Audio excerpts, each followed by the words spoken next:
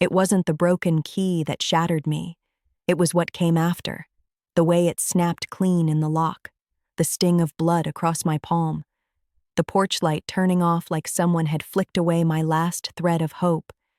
And then, through the window, I saw them. My parents, standing in silence, watching, not moving, not helping, not even pretending they cared. I didn't scream. I didn't knock. I didn't call their names. I just stood there, frozen in the dark, holding half a key in my bleeding hand. That was the moment I knew with painful clarity. I didn't have a home anymore. And if you've ever stood outside a place you once belonged, feeling like a ghost in your own life, then you understand. This is my story. And if it resonates with something inside you, something raw and unspoken, I hope you'll subscribe. I share stories like this every week, true stories about betrayal, silence, and the people we become after we're broken. Because not all families love unconditionally, and some homes teach you how to survive by walking away. My name is Elise, and I'm 29 years old. I'm a painter living in Providence, Rhode Island, in a studio apartment that barely fits me and my work.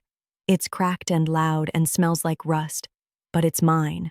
Or at least it was, until the night everything came undone. I hadn't spoken to my parents in weeks. Still, that night, something pulled me toward Cranston. I drove past the familiar streets of my childhood, past Jamie's old school, past the park where we used to play tag until dusk. I parked in front of the house I once called home and stared at the porch like it might somehow forgive me. I walked up the steps, slipped the key into the lock, turned, nothing. I tried again, harder this time. That's when it snapped. At first, I thought it was me, that I'd made a mistake, used the wrong key. But then the light inside flicked off, and I saw their silhouettes at the window, still and silent. I didn't need them to say anything. Their silence screamed loud enough. I got back in my car and sat there for a long time. No music, no motion, just the growing cold and the realization sinking deeper into my chest. I didn't cry until later. In the back seat, curled under a thin blanket, I finally let it fall apart. Not just because the key broke, not just because the light went out, but because a part of me had held out hope that maybe, just maybe, I was still wanted, still loved, still their daughter. The next morning, I checked my phone and saw the message from my mother. It was short and sharp, a clean cut through the heart. She told me the locks had been changed, that I didn't live there anymore, that I needed to stop pretending. That was the word that broke me. Pretending. Like I had imagined the years we spent together. Like my grief, my work, my existence were all inventions. Like I had never belonged at all. I drove aimlessly that day. I parked by the water at India Point and watched boats drift without destination. I thought about Jamie, about what he would say if he were still here, about the way our family used to be before he died, before the grief hollowed us out and made everything heavy. That's when the email came, from our old family attorney, a man I hadn't heard from in over a decade. The subject line was just one word: urgent. Inside, a single sentence: he needed to speak to me, immediately. It concerned my parents, and Jamie's estate. I stared at the screen, suddenly aware of the weight pressing into my lungs. This wasn't just about broken keys. This was about secrets, and I was done being kept in the dark. The email sat open on my phone for hours before I had the courage to respond. It felt like a ghost from another life, something that should have stayed buried showing up at the worst possible time. I kept rereading those words: urgent, family, estate. I knew what it meant. I just didn't know how deep it would go. Before the locks changed, before the silence and the porch light that disappeared like a final breath, I was the girl who always came back, the one who tried to fix what wasn't hers to repair. I carried our family like a secret I was ashamed of, but still desperate to protect. And even after all these years, I still felt like if I just did more, worked harder, smiled bigger, succeeded louder, they'd finally look at me and say, "Yes, you're enough." But the truth is, I was never enough for them after Jamie died. He was 9. I was 14. It happened on a hot afternoon in July, the kind of day that clung to your skin like syrup. He had been running through the yard, chasing the dog, laughing so hard he could barely breathe. Then suddenly, he wasn't laughing anymore. His face turned pale, his small body hunched forward, and everything went quiet. By the time the ambulance came, he was already slipping away. It was an asthma attack, sudden, violent, final. Grief rearranged us. My mother, who used to hum while folding laundry and dance while cooking, became someone else entirely. She stopped smiling, stopped answering the phone, started sleeping in Jamie's bed with the door shut tight. My father dove into his work, mowing lawns and trimming hedges with a kind of fury that made his hands bleed. He came home later and later. He didn't hug me anymore. He barely looked at me, like seeing me was a reminder that Jamie was gone and I had been allowed to stay. I didn't know how to grieve, so I drew. I sketched Jamie's face over and over until I could do it with my eyes closed. I painted the dog he loved, the treehouse he never finished, the sneakers he left by the back door. I painted silence too. I got good at capturing it, the way it hung in corners, the way it stole the sound out of a room without ever making a noise. In school, I started fading. I stopped raising my hand. I stopped going to dances. Teachers wrote notes about my withdrawn behavior. But at home, no one noticed. Or maybe they did, but didn't have the space to care. Our house was still full of furniture and food, but it felt like a hollow shell, like grief had come in and moved all the love out. When I got accepted to art school, it was like someone lit a match inside me. I had worked so hard, spent so many nights painting by the dim light of my desk lamp while the rest of the house slept. My portfolio was raw, mostly portraits and memory work, but it was mine. RISD offered a partial scholarship. I remember holding the acceptance letter in my hands like it might burn me. For the first time in years, I felt like I had done something right. My parents were surprised. Not proud, just surprised. My mother offered a fragile smile. My father nodded once. They gave me a box of secondhand brushes for my birthday that year. I told myself it meant something, that maybe this was the beginning of a thaw, that maybe we were healing. But deep down, I think I knew better. I moved out the summer before classes started. I found a roommate through a campus forum and rented a place that smelled like mold and cigarettes. My parents visited once. My father said the neighborhood was unsafe. My mother didn't say anything at all. I asked them to come to my first student show. They didn't. For a while, I tried to keep them in my life. I texted updates, called on holidays, sent photos of my work. Sometimes they replied, most times they didn't, but I kept trying. Because that's what you do when you're the one left behind. You beg for crumbs. You pretend crumbs are a feast. Then came the trust fund. It was never spoken of directly, but I always knew it existed. My father had told me when I was 16 that Jamie's life insurance had been put away for family support, that I might need it someday, that it would be there. I didn't ask questions. I didn't press. But when I turned 25, the age when legal access was supposed to begin, I called them. Their response wasn't angry. It was worse. It was casual, offhanded. The money was gone, they said. Used for the mortgage, repairs, things that benefited everyone. My mother sounded distracted, like she was talking about weather. My father didn't even come to the phone. No apology, no explanation, just absence. I didn't fight. I hung up and sat in my apartment for a long time, staring at nothing. That night, I painted until sunrise, my fingers stained with color, my chest hollow. After that, something broke in me. I stopped reaching out, stopped pretending. I focused on work, on building something real from nothing. I sold paintings at local cafes. I took commissions that barely paid the rent. I taught children's classes at the community center on weekends. It wasn't glamorous, but it was honest. It was mine.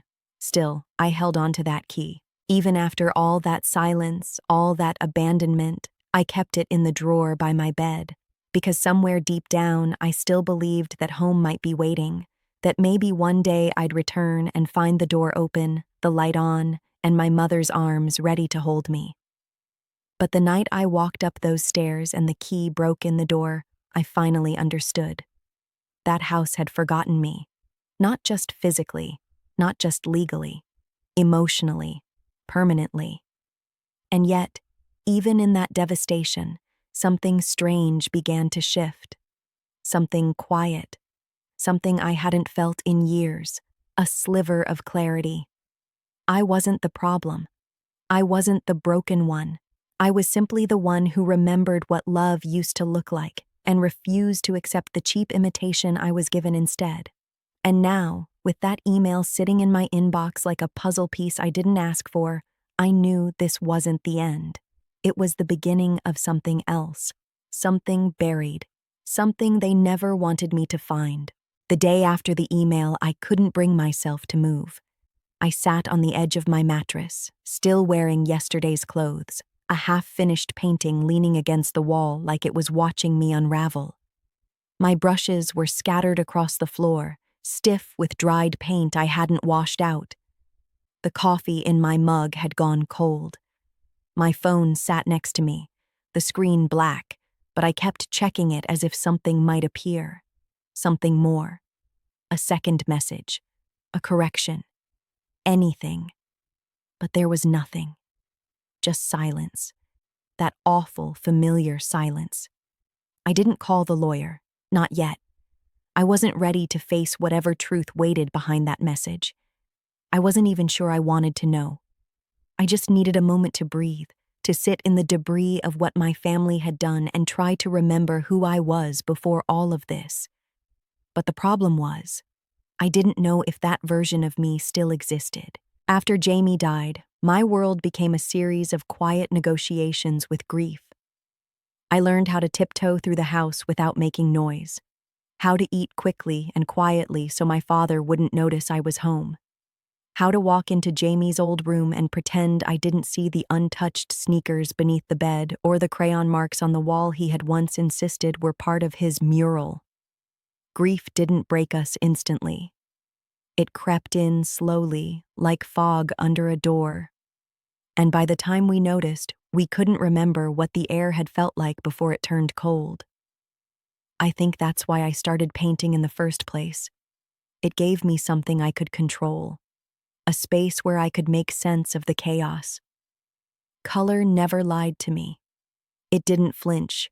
It didn't ask me to be someone else. It simply waited, patient and honest, until I was ready to pour myself into it. During those years, I painted everything I couldn't say. I painted my brother's empty chair at the dinner table. I painted my mother's vacant eyes. I painted my father's silence, always looming, always heavy. I painted myself as a girl with no mouth, just wide, frightened eyes and a cracked heart stitched together with thread. Ryazd was the only place that ever felt close to safe. I remember walking into my first studio class and feeling my lungs expand for the first time in years. The room smelled like turpentine and wood shavings, and the walls were covered in stories told with oil, graphite, and clay. No one looked at me like I was fragile. No one expected me to smile when I didn't want to. I was just another artist trying to tell the truth. But even there, the weight of home followed me. Most of the other students had parents who sent care packages or called on Sundays to check in. They had people who showed up to their gallery shows, who took photos and cried with pride. I stopped inviting mine after the first time. They had arrived late, left early, and said nothing about the work. Not even a compliment. Just questions about whether I was still doing this art thing. So I stopped asking for their approval, but the ache didn't stop. When I moved into my own place, I decorated it with secondhand furniture and paintings no one wanted to buy. My walls were lined with rejection letters from galleries, mixed with the rare email from someone who said my work made them feel seen. I lived paycheck to paycheck, teaching art classes to restless kids and painting late into the night by the flickering light of a cheap desk lamp. Still, I believed in what I was building. Even when my fingers ached and my bank account flirted with zero, I believed. Because every time I picked up a brush, I was reminded that survival could be beautiful, that even ruins could bloom if you gave them enough light. But nothing prepared me for the night my parents turned off the porch light. Nothing prepared me for the moment I realized they had stopped seeing me as family. Maybe they never had. Maybe I was just a shadow of the daughter they lost, a messy, complicated reminder of the son they couldn't save. And now, with that email waiting like a sealed envelope full of fire, I was being asked to pull at the final thread, to open something I knew would hurt, to face the possibility that Jamie's death had been more than just tragedy, that it had become currency, a transaction that funded the illusion of normalcy. A fund I was never meant to touch, even though it had been meant for me.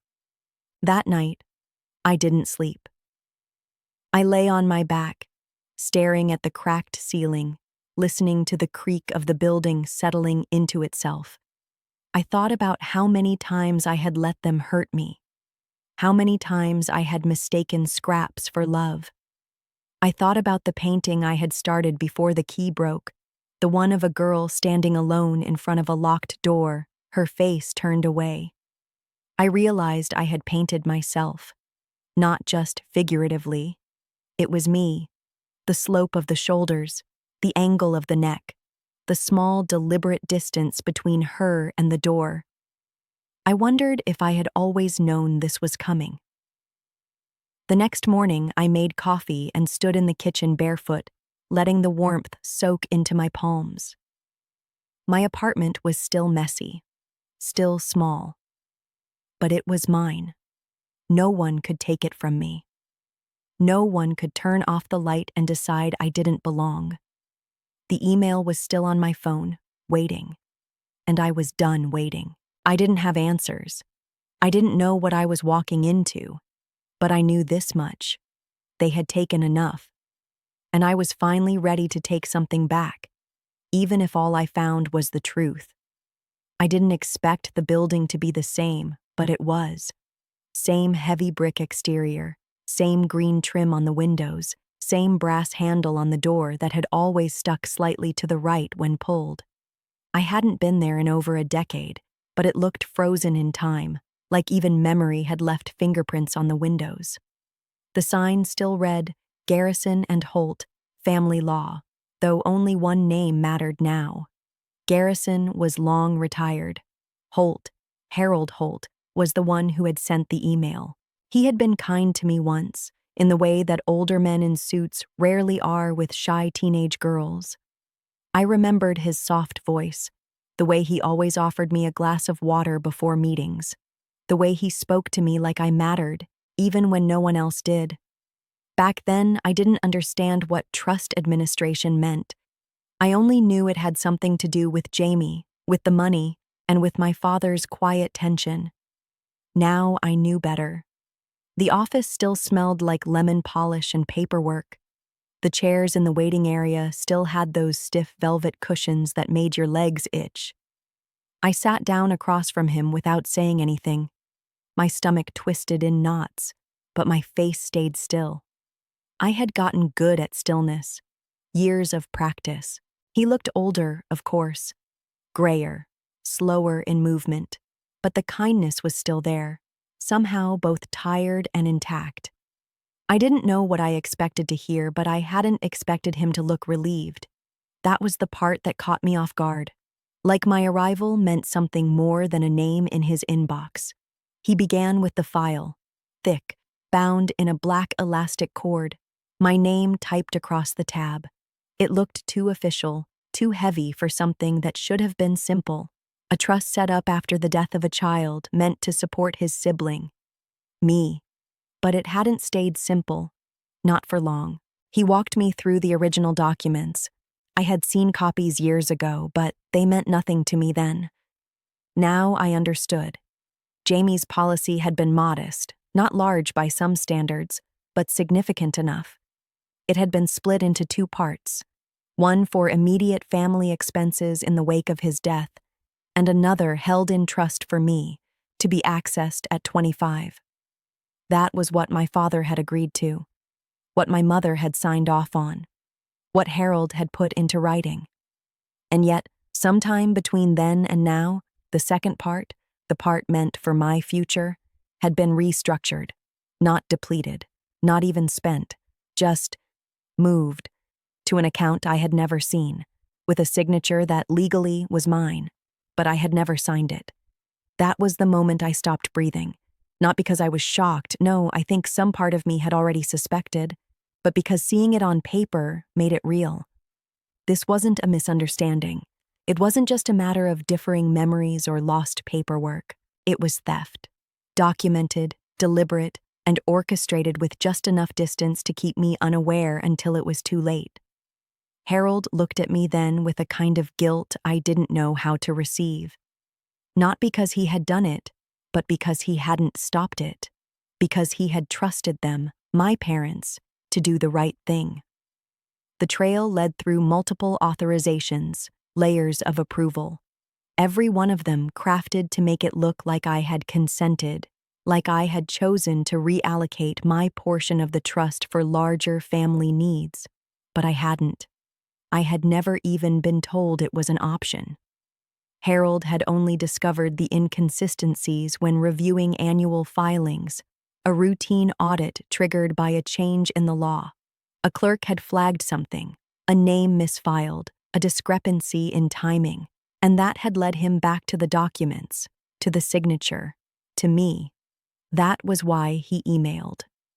Because something didn't feel right. And even after all these years, he still remembered the girl who used to sit in his office and draw stars in the margins of every form he handed her. I sat there and let it sink in. Not just the financial betrayal, but what it meant. The trust wasn't just money. It was Jamie's name, his legacy, the last piece of him that had been meant to protect me in a world where he no longer could. And they had taken it, twisted it, used it to fortify the version of our family they wanted the world to see. The happy one, the normal one, the one that didn't include a daughter who painted grief in shades too uncomfortable to hang on the wall. I had always known they wanted me quiet, but I hadn't known they needed me erased. And suddenly, I realized just how much had been orchestrated to make sure I stayed in the dark. The coldness, the distance, the silence, all of it had served a purpose. If I had felt welcomed, if I had stayed close, they might have had to tell the truth. But if I drifted far enough, if I faded just enough, they could pretend I was never owed anything at all. And now I had proof. Cold, clinical, undeniable proof. Names, dates, numbers, transfers. But I didn't feel powerful. I felt numb. Because all the documents in the world couldn't give me back what I had lost. Not just the money, but the innocence. The belief that somewhere in some part of them, love still lived. I left with the file pressed to my chest like a shield. My footsteps echoed in the stairwell. The sun had shifted by the time I got back to my car, slanting through the windshield in golden streaks that lit up the dust I hadn't cleaned in months. I didn't cry. I drove, back to my apartment, back to the canvases that waited like witnesses, back to the girl in the painting standing outside the door. But this time, I saw something I hadn't noticed before. She wasn't knocking. She wasn't waiting. She was turning away. And I realized I wasn't that girl anymore. I didn't open the file again that night. It sat on my kitchen table like a sealed wound, thick with papers and evidence and everything I thought I had already let go of. I watched it while I ate cold leftovers in silence, my fingers trembling slightly every time I reached for the fork. It wasn't fear. Not exactly. It was the disorientation of betrayal layered on top of 1,000 small betrayals before it.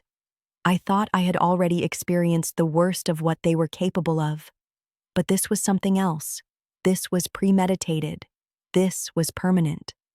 Sleep didn't come easily, and when it did, it was shallow and full of flashes, of Jamie's laugh, of my father's arms folded across his chest, of my mother's gaze fixed somewhere beyond me, unblinking. I woke up covered in sweat, tangled in my sheets like I'd been fighting something in the dark. Maybe I had. By morning, something in me had shifted. I couldn't unsee what was in the file, and I couldn't pretend I hadn't been erased on purpose. It wasn't enough to know they had taken what was mine. I needed to understand how. And maybe, most of all, I needed to know who else had watched it happen in silence. The investigation began not with anger, but with hunger, the kind of deep bone-level need to reconstruct a truth that had been taken from you piece by piece. I started with the numbers. I flipped through the pages again, slowly this time, marking dates and names and account transfers. I mapped everything out on my studio wall, covering the paint-splattered surface with notes and pins and string like some tired detective in an old crime drama. It was messier than I expected. The money hadn't just vanished. It had been rerouted through layers of accounts, some belonging to my parents, others opened in my name without my knowledge, and at least one tied to a business I had never heard of. There were signatories I didn't recognize, digital initials instead of handwritten ones, loopholes used with surgical precision. My father had always been quiet about his finances, but this wasn't the silence of a private man. It was the silence of someone hiding a weapon. What struck me most was the timing. The bulk of the transfer, the moment where most of the trust had been absorbed, coincided with a period in my life I remembered vividly for a different reason. It was the year I was hospitalized briefly for stress-related exhaustion. I had been overworked, underfed, stretched too thin between commissions and 3 part-time jobs, barely scraping enough together to pay rent. I had called home once during that time, just once. I had left a message asking for help. No one called me back, and now I knew why. They had already decided I wasn't worth the investment. They had already carved my name out of the family's future. As I dug deeper, names began to surface. Names I hadn't thought about in years. Old family friends, former colleagues of my father's, people who had been in our lives once and then vanished. I started reaching out, carefully, quietly. Most ignored me. A few responded. That's how I found Mark Benson. He had worked with my father for over a decade. An accountant, once close enough to be invited to Jamie's birthday parties. I remembered him as soft-spoken, always carrying a metal thermos, always smelling faintly of cologne and printer ink. He agreed to meet me at a small cafe on the edge of town. I almost didn't go, but something in me knew that if I kept trying to unravel this alone, I'd lose my mind. The conversation was hesitant at first, filtered through politeness and the kind of discomfort that only arises when you know you're stepping into something you shouldn't. But eventually, the hesitancy cracked, and the truth began to leak through. He had known something wasn't right, not the full extent, but enough to feel uncomfortable, enough to ask questions once, and then never again. My father had told him to mind his own, that it was a family matter, and my mother, who had once been warm and chatty at every event, had become distant, dismissive. She had started showing up to company meetings with him, quiet, smiling too much, signing things without reading. According to Mark, it was as if she had been replaced, or worse, trained. I walked out of that cafe with a numb heart and the growing realization that the story I had told myself for years, the one where my family had simply drifted apart, where grief had done the damage and time had deepened the wound, wasn't true. This wasn't just emotional distance. This was design. This was choice. My erasure wasn't collateral damage. It had been intentional. Back home, I laid out everything I'd learned across the floor of my studio. Pages, timelines, notes, voice memos, even screenshots of emails I had unearthed in an old account I hadn't touched in years. I created a new painting, one I hadn't planned. It started as a silhouette, a woman sitting on the floor surrounded by papers, her face obscured, her body slumped like she was folding in on herself. But the more I painted, the more the figure sharpened. She grew taller, straighter, heavier in presence. Her hands gripped the documents like weapons. Her mouth opened, not in pain, but in fury. It was the first time I had painted myself with power. And it terrified me, because now I couldn't unpaint her. I couldn't go back to being the quiet daughter who accepted silence and scraps. I was becoming someone new, someone braver, someone who didn't wait for a knock at the door, because she knew how to pick the lock herself. But bravery doesn't come without cost. The more I uncovered, the clearer it became that there would be consequences. There were still things I didn't understand, still names to connect, still gaps in the timeline, but I could feel the pressure building, like the walls were watching, like the truth was shifting in its sleep, ready to wake. And somewhere deep in that pressure, I felt it. Fear. Not fear of them, exactly. Fear of what would happen when the rest of the truth came loose. Because once you find the first thread, it never stops unraveling, and I wasn't sure I was ready for what I'd find next. The first time I drove back to Cranston after everything I'd uncovered, my hands wouldn't stop shaking. Not just from nerves, but from the weight of the knowledge I was carrying with me. Truth that no longer felt abstract, but sharp and undeniable. It was no longer about broken trust funds or missing signatures. It was about identity, about how easy it had been for them to erase me, to write me out of the narrative while smiling to the world like we were still a family. I had tried to prepare myself emotionally, telling myself it would just be a conversation. But that wasn't true. This wasn't about getting answers. I wasn't walking into their house to ask. I was walking in to tell, to say, I know what you did. The neighborhood hadn't changed. The cracked sidewalks, the hedges trimmed just slightly too neatly, the same wind chimes tinkling from the porch next door. It all looked so normal, like nothing had shifted, like time had chosen to skip this part of town altogether. But I had changed, and I carried that change with me like armor. Their front door was painted a dull blue now, newer, brighter than I remembered, almost cheerful in contrast to everything else. I stood outside it for longer than I meant to, staring at the place where my key had once turned, the place where the light had blinked out while I stood alone in the cold. I knocked. When the door opened, the first thing I saw was my father. He looked older, yes, but not weakened, not regretful. His eyes were still hard in the same way they had always been when he didn't want to be questioned. He stepped aside without a word, and I walked in. My mother was in the kitchen. She didn't look up at first, just kept stirring something on the stove like I was a stranger who had wandered in from the street.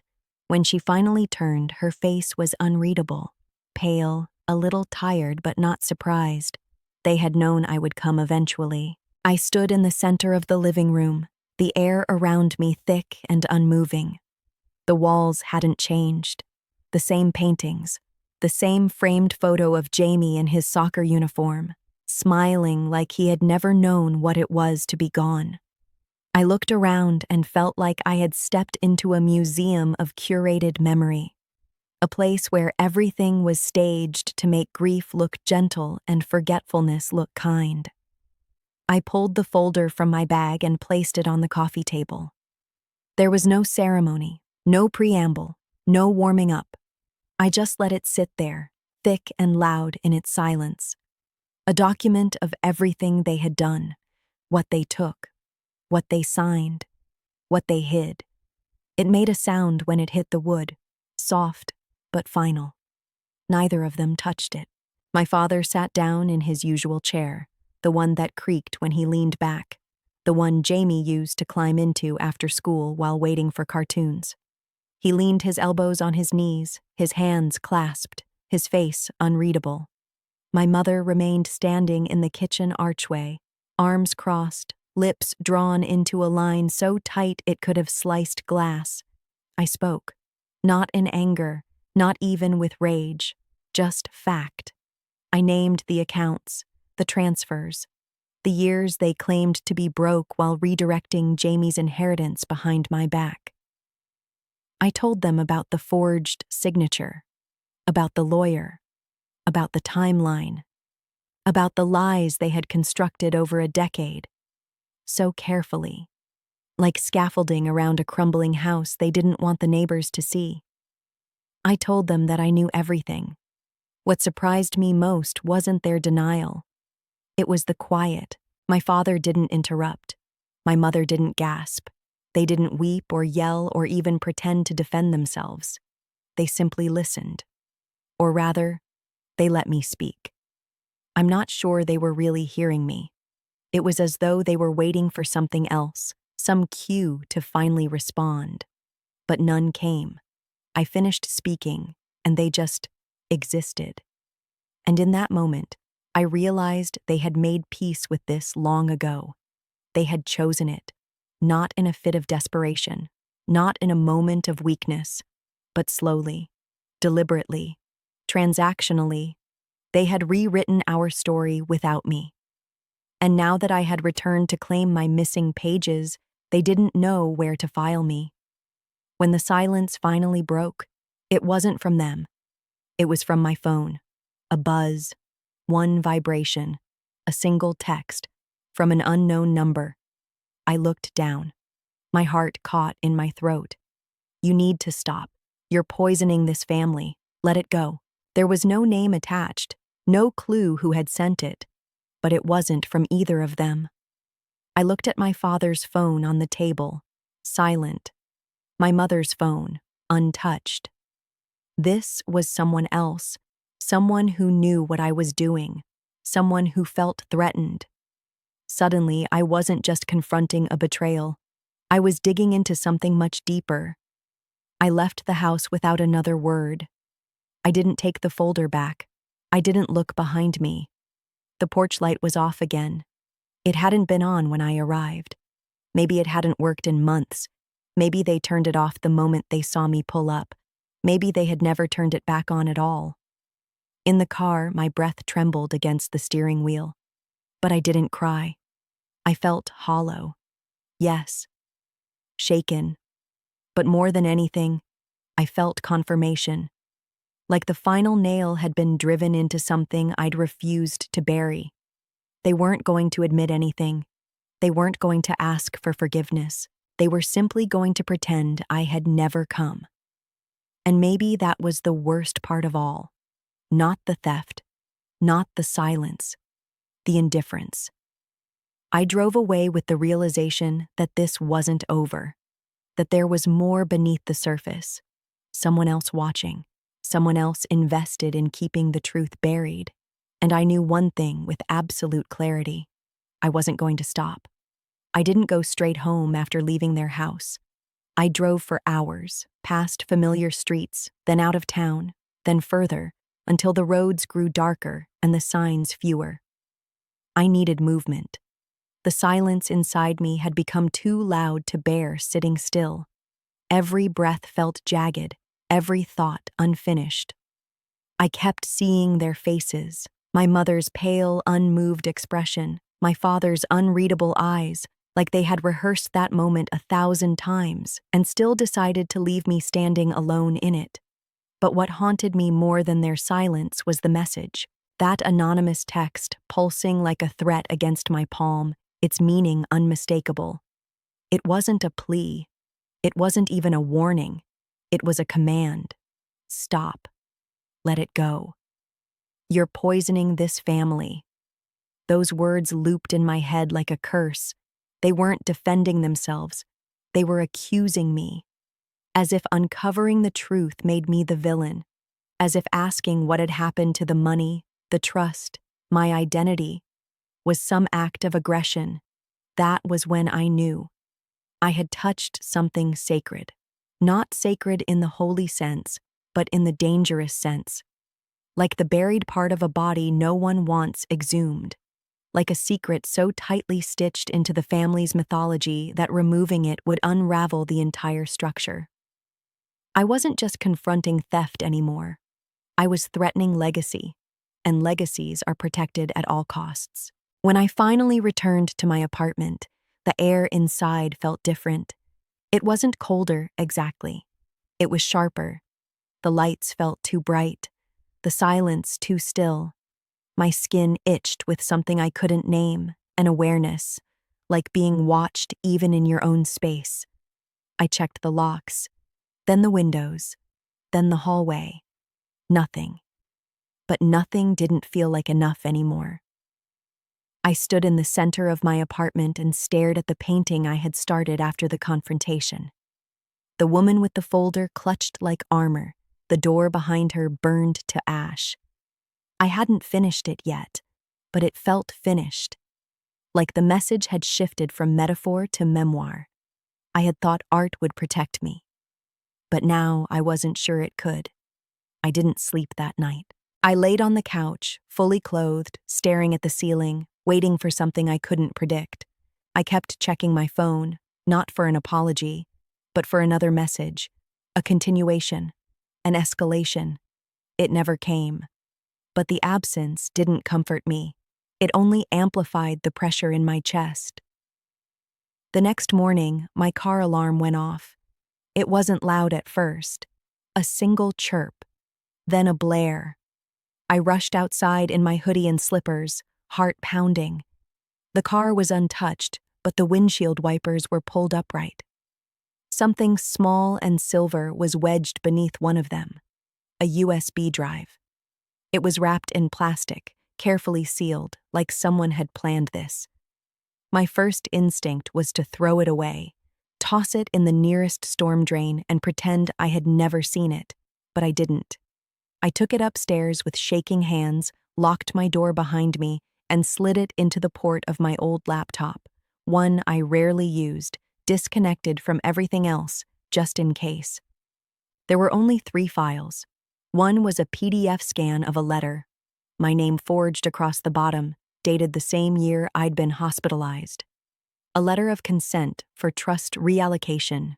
It looked real. Too real, like someone had spent serious time perfecting it. The second was a spreadsheet. Names, amounts, timestamps. It showed more than just my trust fund. There were other entries, other reallocations. Some traced back over 15 years, some tied to accounts I didn't recognize, accounts linked to other family members. And the third? A single video. It was grainy, low resolution, but clear enough. It showed my father standing outside a bank, speaking with someone just off camera, holding a folder, smiling, shaking hands, handing something over. The timestamp matched one of the largest transfers on the spreadsheet. I sat there frozen, not just because of what I saw, but because someone had this. Someone had compiled all of it, and they wanted me to see it, not the police, not the courts, just me. It wasn't a threat in the conventional sense. It was a message with layers, a clue, a dare, or worse, an invitation. Whoever had sent the text wanted me to stop, but whoever had delivered the USB wanted the opposite, wanted me to see more, dig deeper. And the more I thought about it, the more I realized the message and the data couldn't have come from the same person. One was afraid, the other was angry. I didn't know who to trust, not my parents, not their circle, not even myself. Every connection I thought I had now felt laced with lies. I printed copies of everything, taped them to the inside of my closet, behind my coats, not for show, for protection. If something happened to me, I needed someone to find it, even if it was just a maintenance worker or a stranger renting the unit years later. Someone would know I hadn't imagined it. I didn't go outside the rest of the day. I barely moved. I sat at the kitchen table again, like I had 2 nights ago, hands flat against the wood, breathing slow and shallow. I knew I was in too deep, but I also knew it was too late to stop. The truth wasn't just leaking now, it was flooding, and I was standing in its path. That night, as I lay in bed with every light in the apartment turned on, I kept thinking about Jamie, about the way he had always run toward danger, not out of recklessness, but because he hated unfairness. Even as a child, he had this moral compass that burned too bright for his small body. He once stood between a classmate and a bully twice his size, just because the boy had been crying. Jamie always believed someone should do something. And now I was the only one left. I didn't know if the next step would be legal, violent, or both. But I knew I couldn't turn away. Not anymore. Because someone had built an empire on our silence, and I was finally ready to burn it down. The first time I held the legal packet in my hands, I didn't feel triumphant. I felt sick. It had taken 2 weeks of phone calls, paperwork, and retelling my story to strangers who didn't know Jamie, didn't know me, and didn't care about anything beyond what could be documented.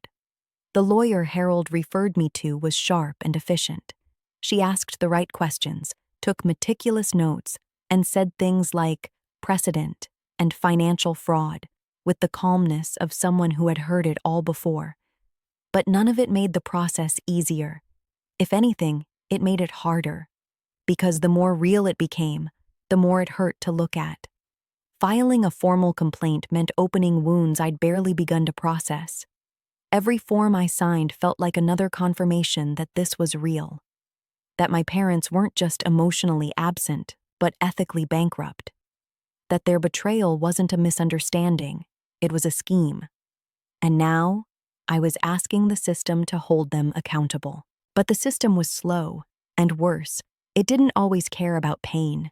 It wanted proof, it wanted structure, it wanted timelines and receipts and bank statements and witness testimony. It didn't want the part where I stood on their porch with a broken key in my hand. It didn't care about the way my mother had turned off the light while I bled on the front steps. Those moments didn't fit into boxes. They didn't count. I learned quickly that justice in the legal sense had nothing to do with emotional truth. It wasn't about who was right. It was about what could be proven and what couldn't. There were days I felt strong. Days I organized documents and flagged inconsistencies and drafted letters like a woman on a mission. I wore headphones and listened to classical music, letting the rhythm steady me as I moved through the mess they left behind. I'd find a new discrepancy, a misdated signature, a false address, and feel a surge of control, like maybe I was finally taking back something they had stolen. But then came the other days. The days I couldn't get out of bed. The days I lay in the dark, asking myself if it was worth it, if anything would actually change, if I was really doing this for justice, or if I was just trying to punish them for the years they refused to love me the way I needed. I hated how tangled it had all become at all. Hated how filing legal paperwork didn't erase the ache of what had been taken. It didn't bring back Jamie. It didn't replace the years I spent starving for approval. It didn't give me back the version of myself I might have been if I had been raised by people who believed in me. Still, I kept going. Because stopping would mean accepting that what they did was normal. And it wasn't. I started to notice how people looked at me differently once they knew I was suing my parents. Not with pity, though some gave me that too, but with a discomfort that made them pull back. Like I had broken some unspoken social contract. Like no matter how justified I was, there was something unnatural about turning legal weapons on the people who raised you. But what do you do when the people who raised you also destroyed you? The answer isn't noble. It's just survival. I found myself clinging to small things, routine, art, movement. I went for long walks in the early mornings when the city was still waking up, the streets mostly empty, the world temporarily quiet. I stopped listening to music during those walks. I just needed to hear my own breath. Proof that I was still here, still choosing. I painted less during that time, but what I did paint felt darker, more abstract. I stopped using faces. I painted landscapes instead, fractured ones, cracked soil, storm-drenched forests, windows with curtains blowing in a wind that wasn't there. My work shifted from grief to erosion, not mourning a loss, but documenting what gets hollowed out when you live inside betrayal. And then the pushback began. First, it was administrative. Delays, misplaced filings, requests for more clarity on documents that should have been obvious. Then came the messages. Not as overt as the first one, but unsettling. A voicemail with nothing but breathing. An email with no subject line and a single word in the body. Regret.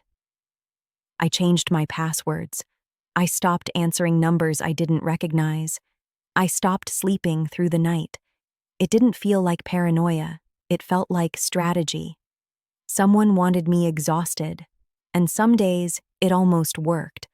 But then I'd open the spreadsheet again, the one from the USB drive, and remind myself that I wasn't imagining any of this, that somewhere out there, someone had watched what happened and decided I deserved to know, that maybe not everyone in their orbit had been loyal. Maybe someone had seen enough to become disgusted. I didn't know who they were, but I hoped they were still watching. Because every day I pushed forward, I felt more alone. The legal process was isolating. Friends stopped asking about it. They didn't know what to say. Or maybe they just didn't want to hear the details anymore. The story made people uncomfortable. No one likes to imagine that family can be dangerous in quiet, polite ways. In paperwork, in passwords, in silence. But that's exactly how they get away with it. And the more I thought about Jamie, the more I realized he had been silenced too. Not just by death, but by what came after. His name used like currency. His memory reshaped into a tool for leverage. They hadn't just stolen from me. They had rewritten him, turned his life into a narrative that suited their comfort. And I couldn't let that stand. Even if the courts didn't punish them the way I hoped. Even if the money never came back. Even if the case dragged on for months, years. I was going to finish what I started, because if they were willing to erase me, they might be willing to erase someone else, a cousin, a niece, a future child, and someone had to be the last one, the one who stood up and said, "Not anymore," even if it cost everything. Healing didn't arrive like a sunrise. It came in fragments, quiet, jarring, inconsistent. Some days it felt like I was floating in the aftermath, held together only by the momentum of the choices I'd made. Other days I caught glimpses of something steadier, something almost like peace, but they never stayed long.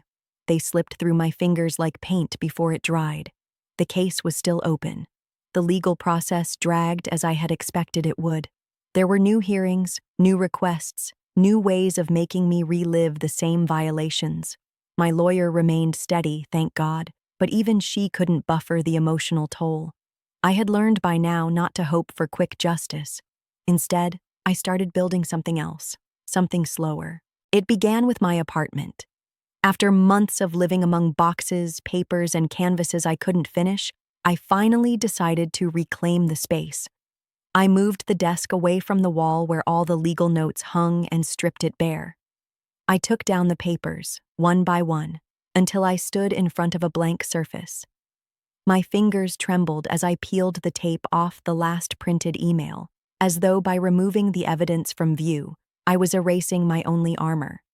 But what I realized was that survival isn't just about collecting proof. It's about creating something that exists beyond the evidence. That wall became the foundation for my new project. Not legal, not financial, not for the courts.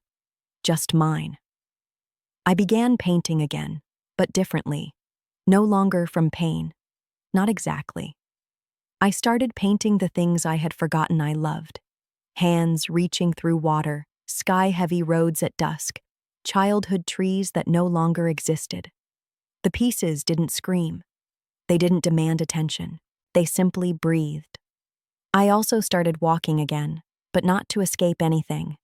I started choosing the long route to the market, lingering at crosswalks, stopping to pet dogs or study the way light spilled across rooftops. I bought fresh fruit. I began cooking again, not because I had to, but because it reminded me I was still capable of nurturing something. My therapist, a new one this time, told me I was exhibiting signs of emotional return. I didn't like the phrase. It sounded clinical, almost robotic. But I understood what she meant. The fight had almost taken all of me. Now I was trying to come back into myself. And still, the silence from my parents remained. No responses, no acknowledgement, no counter-arguments. It was as if they had decided to keep playing the same script. If we pretend she doesn't exist, eventually she'll disappear again. But I didn't disappear this time. I stayed. I kept waking up. I kept painting. I kept moving. One afternoon, I visited the cemetery where Jamie was buried.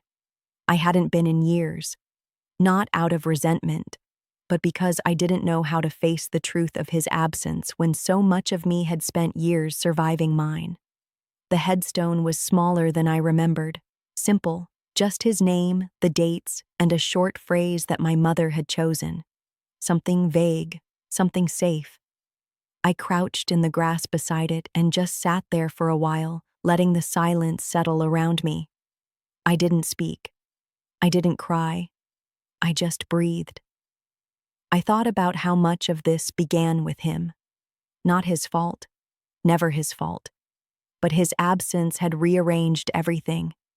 I wondered, not for the first time, who he might have been, what kind of adult he would have become. Would he have protected me? Fought for me? Or would the house have swallowed him too? These questions didn't have answers. I didn't need them to. All I needed was to know that somewhere inside me, I had carried his memory forward, not as a symbol of what I'd lost, but as the origin of my strength. Because loving someone and losing them doesn't have to break you. What breaks you is when people take that loss and turn it into a transaction. What breaks you is when silence becomes a tool. But what rebuilds you?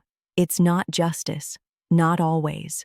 Sometimes the system doesn't give you the ending you need. What rebuilds you is deciding to live anyway. There were still scars, of course. I couldn't open a bank statement without flinching. I still double-checked my locks every night. And trust, that was the slowest thing to recover. Even the people who tried to support me had to do so from a distance I wasn't always ready to close.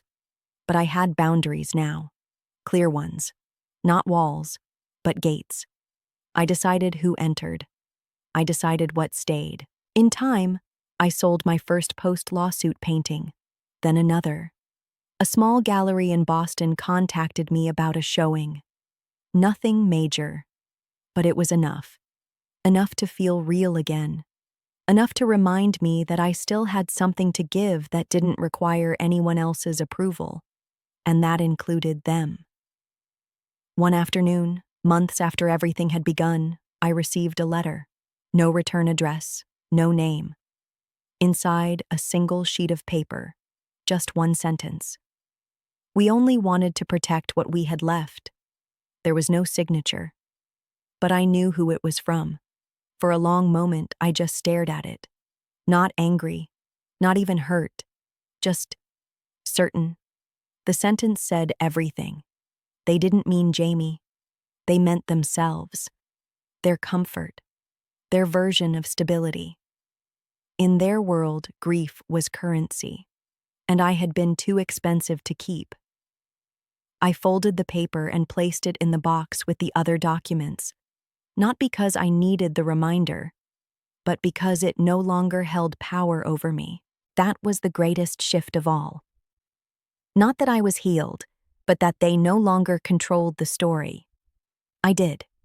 And no matter how long the legal battle dragged on, no matter how many rooms I had to walk into alone, I would carry that truth with me. I survived. And I didn't come back empty-handed. I came back with fire in my bones, and I was just getting started. Healing didn't come all at once. It unfolded slowly, like dawn filtered through rain-stained glass, soft, hesitant, uncertain. But it came. By the time the lawsuit settled, I wasn't the same person who had once stood sobbing on my parents' porch, clutching a broken key and begging for entry into a home that had already forgotten me. I no longer wanted to be let in. I had built something of my own, something stronger, something mine. The outcome of the case didn't make headlines. It didn't come with dramatic courtroom gasps or applause. The final decision was quiet, like everything else in this story. A judgment in my favor, partial restitution, recognition of mishandled funds, misuse of power, and forged authorization. But no apology, no accountability in the emotional sense. The court gave me what it could, a fraction of what had been taken, an acknowledgement carved in paper, and I accepted it, not as justice, but as punctuation. A period. Not an end, but a stop. Afterward, I took a trip by myself. No destination, just miles. I drove west for 3 days, stopping in small towns, sleeping in old motels, sketching in cheap notebooks I picked up from gas stations. I let my hair go unbrushed. I wore the same sweater for days. I let myself be aimless, for once. It felt like returning to something I'd never known I was allowed to have. Freedom. Not just from them, but from the version of me that had waited for them to choose me. I didn't want to be chosen anymore. I wanted to choose myself. When I came home, everything felt different. Even the silence. It no longer pressed against my skin. It gave me space. My apartment, once cramped and tense, now felt like a refuge. The walls held my work again, paintings I had made not to scream but to speak. Stories in color, truths in texture. I started teaching again. Small classes, mostly women, mostly quiet. Survivors of things they didn't always name. I never asked. I just gave them paint and room. We learned to create without asking permission, without trying to be understood. We just created. And in that, I found my power again. I started to show my work publicly, not for approval, but as an offering. To say, this is what pain can become if you let it live. This is what silence looks like when it finds its voice. I never saw my parents again, not after the judgment, not after the letter, not after the world finally forced them to face a sliver of the truth they had buried for years. I don't know if they ever talk about me, if my name comes up, if Jamie's memory still hangs in their house like it used to, too sacred to disturb, too heavy to carry. I don't know if they think of me as cruel, ungrateful, dangerous, but I've stopped needing to know, because I know who I am now. I'm the girl who survived erasure, the woman who stood in the ruins of what should have been home, and chose not to rebuild, but to begin something entirely new. Sometimes people ask me if I'd do it all again. The confrontation, the lawsuit, the emotional war. I always hesitate. Not because I doubt my choice, but because healing doesn't erase pain. It just teaches you how to carry it differently. I don't know if I'll ever fully forgive them, but I do know this. I forgive myself for staying too long, for hoping too hard, for believing that love was something you had to earn by bleeding quietly. It's not. And if you've made it to the end of this story, I hope you hear this clearly. You deserve better. Not just better than what hurt you, but better than the silence that tried to convince you the hurt was normal.